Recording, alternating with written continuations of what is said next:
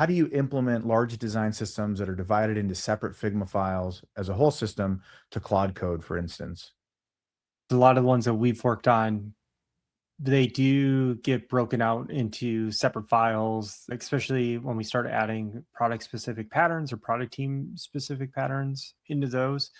And a lot of that's driven through all the storybook definitions and making sure that all the components are coded out in that direction. So the Figma files become a little bit less important of where that stuff exists necessarily, just as long as those definitions in Figma is correct and matches up with those coded libraries. And so then when you're running Cloud Code, and like Tim was saying, with Figma's MCP or the custom MCP, it's able to discern what's pulled out in that final composition frame that's being delivered and match it up with what's actually being implemented in code. So hopefully that kind of answers your question there, because yeah, a lot of ours are broken up into separate files, and it doesn't seem to be much of an issue when we get into building in Cloud Code. Tim, I don't know if you've got any extra insights on that as well.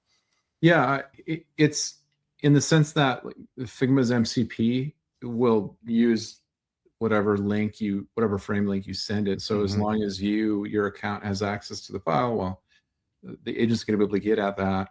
But I think it's probably more of a design question, like how do I organize my Figma files in a way that can be.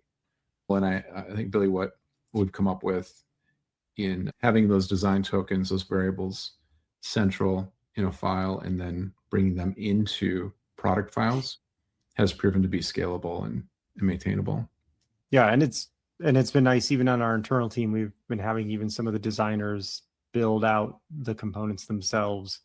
So as they might build a new component definition inside of a Figma file for a specific product, but then they're also building out the coded definition as well and running through that workflow as well. So it's a little bit easier on the governance side too. So it doesn't have to be a single team managing all of that. So as folks need things, they can build those out and make sure they define all that correctly, and then they can publish the live component as well.